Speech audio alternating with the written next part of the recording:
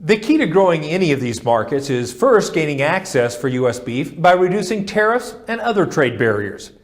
Joining me to talk about some of those issues is Thad Lively, Senior Vice President of Trade Access for U.S. Meat Export Federation. Thad, tell folks a little bit about the overall mission and purpose of your team here at USMEF. Well, thanks, Kevin. Yeah, our team is really primarily focused on, as you say, what we call market access. Right. And that's really getting into markets and staying in markets. And bottom line, this is something that we in the industry don't do. This is really something the U.S. government does.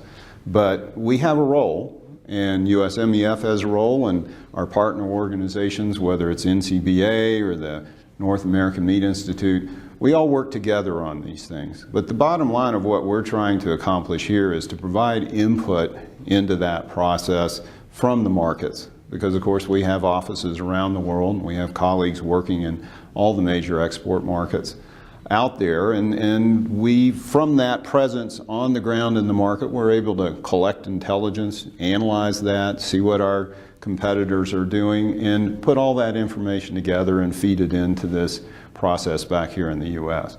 You mentioned some of the partner organizations, and we talk a lot at NCBA about what they're doing from trade access.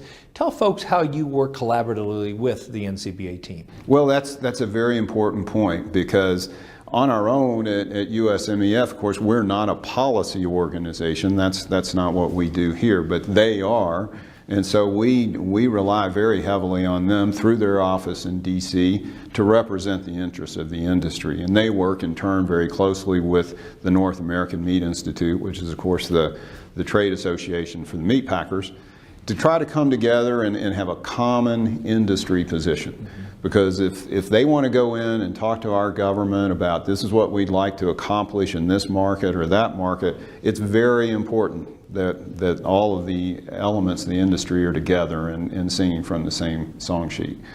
Help our viewers understand a little bit, Thad, about the role market access plays in the overall picture of beef exports. Why is that so important? It seems very, very complex sometimes from a producer standpoint. Well, and a lot of these issues do get very complex and very technical. Yeah. In many cases, the problems we face in export markets are very technically oriented. But fundamentally, what we're typically looking at is countries that are trying to protect their own industries at home.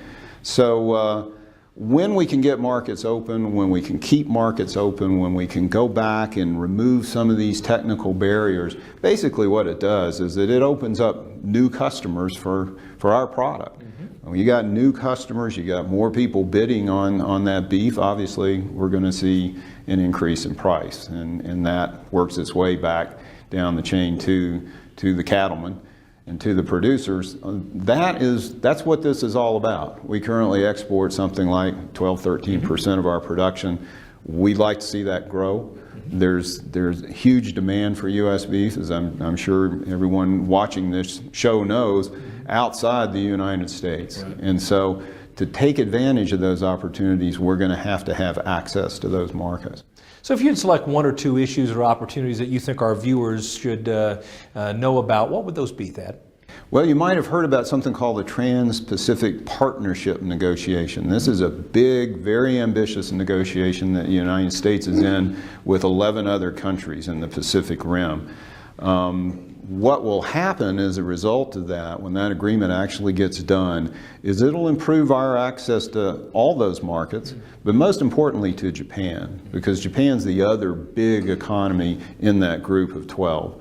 And today we face very high tariffs in Japan, very restrictive tariffs. We're still able to do a very good business, of course, in Japan, but we think as those tariffs come down as a result of this negotiation, that will increase our opportunities in that important Japanese market.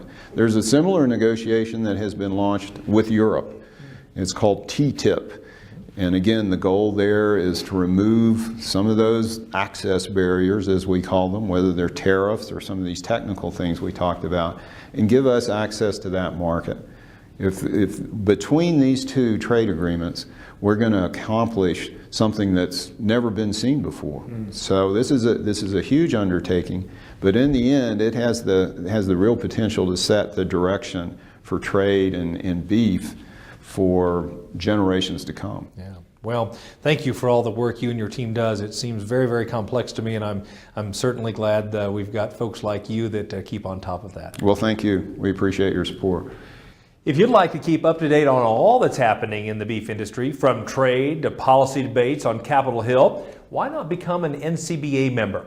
It's easy to do, and there are valuable benefits available to members. Sign up today by calling 1-866-USA-BEEF or visit the website beefusa.org.